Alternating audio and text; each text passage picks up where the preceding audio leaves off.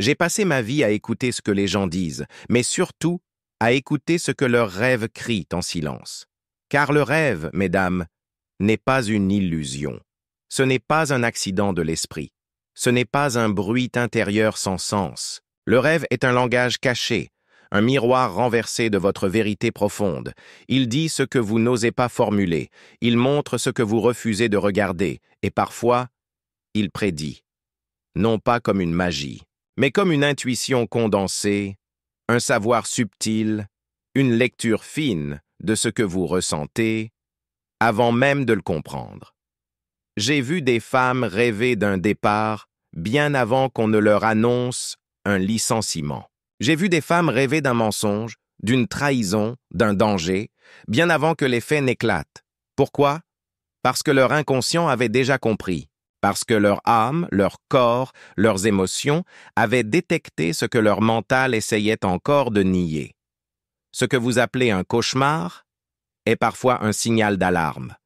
Ce que vous appelez un rêve étrange est souvent une vérité déguisée. Dans cette vidéo, je vais vous montrer 6 faits concrets, 6 manières par lesquelles vos rêves, vos intuitions et votre inconscient vous parlent.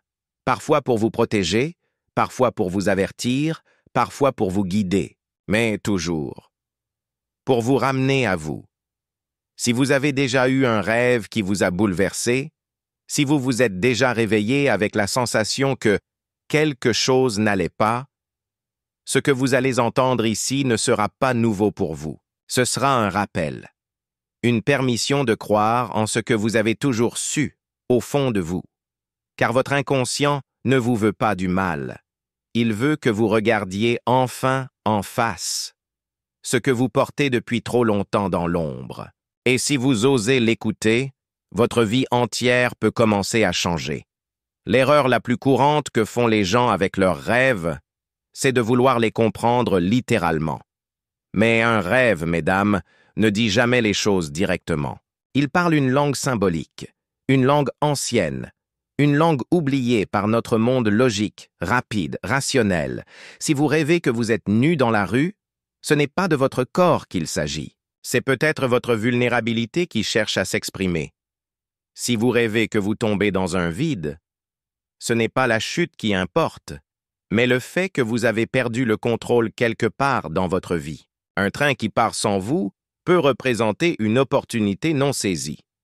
Un animal sauvage peut symboliser votre instinct que vous avez réprimé.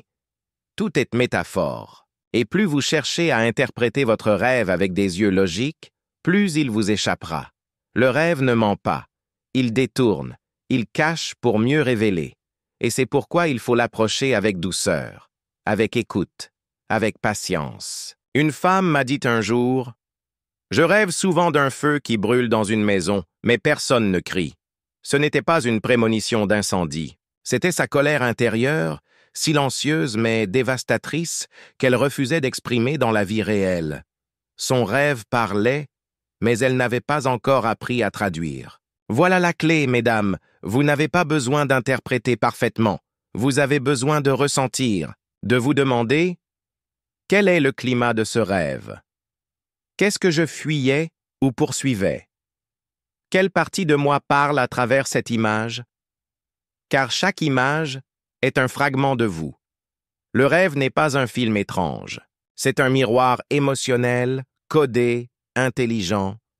Et plus vous apprenez cette langue, plus vous découvrirez que votre inconscient a toujours essayé de vous guider. Il ne crie pas, il chuchote la nuit.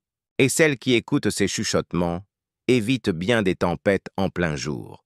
Il y a une loi universelle de l'esprit que j'ai observée chez tous mes patients, et surtout chez les femmes sensibles, lucides, puissantes, mais blessées. Tout ce que tu refuses de voir en plein jour, ton inconscient te le ramène la nuit. Tu peux jouer la femme parfaite devant tout le monde. Tu peux sourire, gérer, aider, consoler, produire. Mais dès que tu dors, la vérité entre. Et cette vérité ne passe pas par des mots.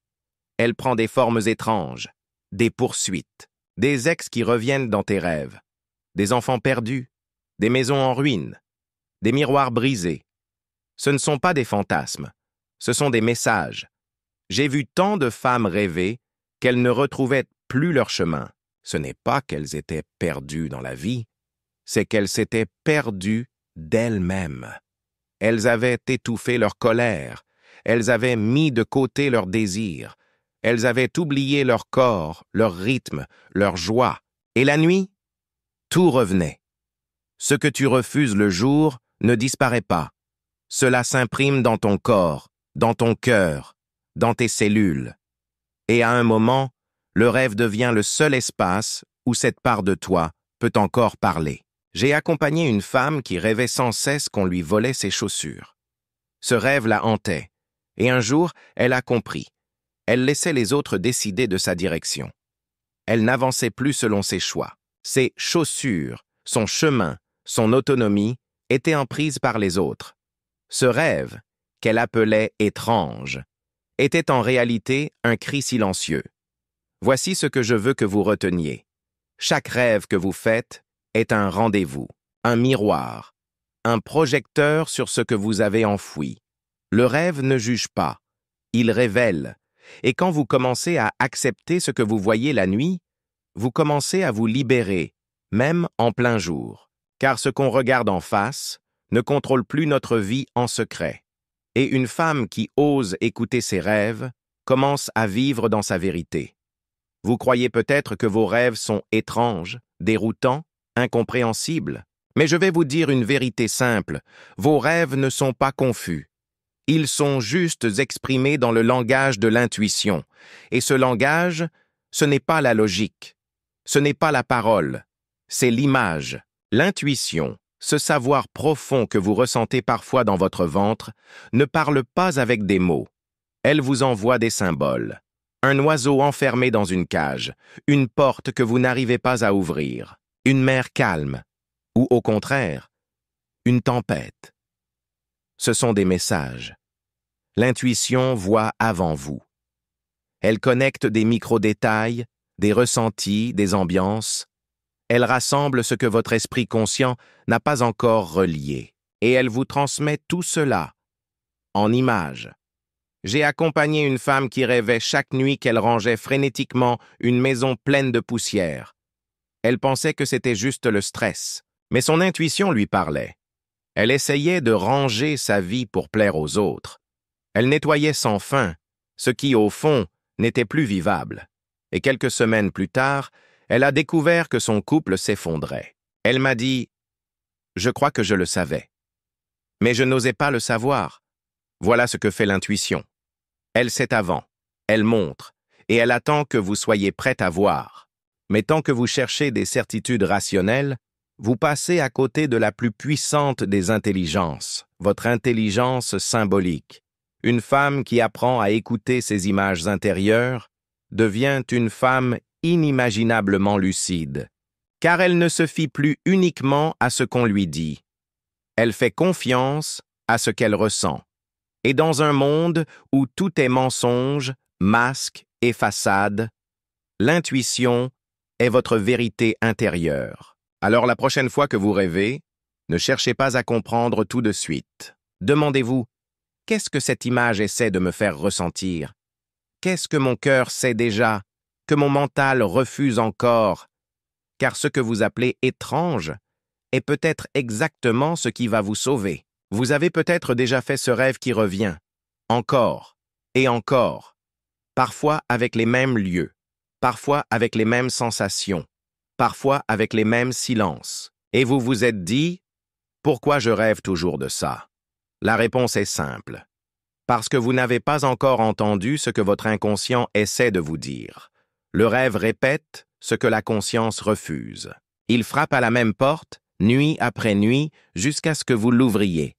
Une femme rêvait chaque semaine qu'elle courait après un train qu'elle n'arrivait jamais à attraper. Elle disait « Je ne comprends pas, je ne prends jamais le train ». Mais son rêve n'était pas ferroviaire. Il était existentiel. Elle passait sa vie à courir après les autres, à essayer d'être au bon moment, au bon endroit, à vivre en fonction des attentes extérieures. Et son rêve disait « Tu es toujours en retard sur ta propre vie ». Une autre femme rêvait constamment qu'elle perdait ses dents. Cauchemar classique. Mais chaque nuit, Les dents devenaient plus grosses, plus visibles, plus effrayantes. Pourquoi? Parce qu'elle refoulait sa voix, sa parole, sa puissance, et son rêve criait ce qu'elle taisait. Je vous le dis avec certitude, un rêve qui revient est un rêve urgent. C'est une alarme douce que votre âme déclenche, pas pour vous effrayer, mais pour vous réveiller, car ce que vous n'écoutez pas se répète, puis s'impose, puis vous détruit à petit feu. Mais dès que vous comprenez le message, dès que vous l'honorez, dès que vous changez quelque chose en vous, le rêve cesse, comme s'il disait « Merci, tu as entendu, tu peux avancer ». Alors ne craignez pas les rêves qui reviennent, craignez de rester sourde à votre propre vérité, car la répétition chez l'inconscient n'est pas une erreur, c'est un acte d'amour. Il veut que vous voyiez ce que vous portez depuis trop longtemps, et que vous cessiez de tourner en rond, pour enfin entrer dans votre propre vie. On me demande souvent, est-ce que les rêves peuvent prédire l'avenir? Et ma réponse est toujours la même, pas comme vous l'imaginez. Mais oui, parfois ils voient plus loin que vous. L'inconscient, mesdames, n'est pas lié au temps de la montre. Il ne pense pas en jours, en heures ou en années. Il pense en ressenti, en trajectoire, en tendance. Et parfois, quand une femme rêve d'un événement étrange, une séparation, une rencontre, une chute, une naissance, elle ne voit pas une prophétie mystique. Elle perçoit, à travers l'image du rêve, l'avenir émotionnel qui se prépare en elle. Car ce que vous allez vivre demain commence à se former aujourd'hui dans vos intuitions, vos choix, vos non-dits. Une femme rêvait qu'elle assistait à ses propres funérailles. Elle s'est réveillée terrifiée. Mais ce n'était pas un rêve de mort physique. C'était l'annonce symbolique de la fin d'une version d'elle-même. Quelques semaines plus tard, elle quittait son emploi, changeait de ville et renaissait intérieurement. Une autre rêvait d'une maison qu'elle n'avait jamais vue. 2 ans plus tard, elle y emménageait. Était-ce magique? Non. C'était une connexion profonde entre son inconscient et ce que la vie allait lui offrir. Parce qu'elle s'y préparait déjà inconsciemment. Je crois sincèrement ceci. Le futur n'est pas entièrement inconnu. Il vit déjà en vous sous forme de pressentiments de malaise, d'images floues. Et vos rêves, parfois, en sont le reflet anticipé. Pas pour vous contrôler, mais pour vous préparer. Si vous apprenez à les écouter, à les noter, à les respecter, vous verrez que certains d'entre eux ne sont pas des souvenirs du passé, mais des mémoires du futur. Ce que j'appelle une mémoire inversée. Et quand une femme ose faire confiance à cette mémoire inversée, elle commence à marcher dans sa vie non pas avec peur, mais avec conscience, car elle sait que quelque part en elle, elle sait déjà. Et cette connaissance douce, cette confiance invisible change tout. Le jour, vous jouez un rôle, une mère, une collègue, une femme forte, une femme calme, une femme qui gère. Mais la nuit, il n'y a plus de spectateurs, il n'y a plus de masque, il n'y a plus de filtre. Et là, votre rêve vous montre qui vous êtes réellement. Peut-être une femme en colère que vous n'osez pas exprimer, peut-être une femme fatiguée alors que vous vous forcez à sourire, peut-être une femme puissante que vous étouffez pour ne pas déranger. Le rêve révèle votre part cachée, celle que vous avez rangée dans un coin sombre, celle que vous appelez faiblesse ou parfois danger, mais que moi j'appelle l'ombre. L'ombre, c'est tout ce que vous avez appris à cacher pour être aimé, vos désirs, vos colères, vos intuitions, vos refus. Et pourtant, cette ombre est pleine de vérité. Le rêve ne vous juge pas, il vous réunit, il vous rend entière. Quand vous rêvez que vous criez alors que vous êtes silencieuse dans la vie, c'est peut-être que votre âme vous demande de reprendre votre voix. Quand vous rêvez que vous frappez, alors que vous êtes toujours gentille, ce n'est pas de la violence. C'est peut-être votre puissance vitale qui veut sortir. Une femme qui regarde son ombre n'est pas une femme perdue. C'est une femme en voie de libération. Car ce que vous niez en vous finit toujours par vous dominer. Mais ce que vous reconnaissez devient votre allié. Voilà pourquoi les rêves sont si précieux. Ils vous montrent votre vérité nue. Ils vous ramènent à ce que vous ne trichez pas. Ils vous donnent accès à une identité plus profonde que le rôle. Et c'est là que commence votre liberté. Pas quand vous êtes parfaite, mais quand vous êtes entière. Et une femme entière est une femme qu'on ne peut plus manipuler, qu'on ne peut plus réduire, qu'on ne peut plus effacer, car elle se connaît. Et ce que vous connaissez de vous, plus personne ne peut l'utiliser contre vous.